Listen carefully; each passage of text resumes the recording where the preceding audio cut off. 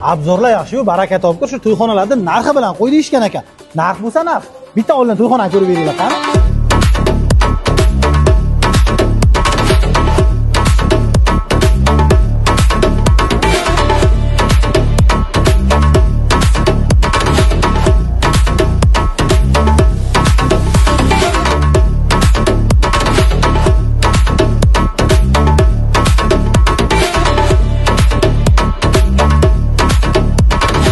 Shahrisabzga joylashgan Farovon to'yxonasi.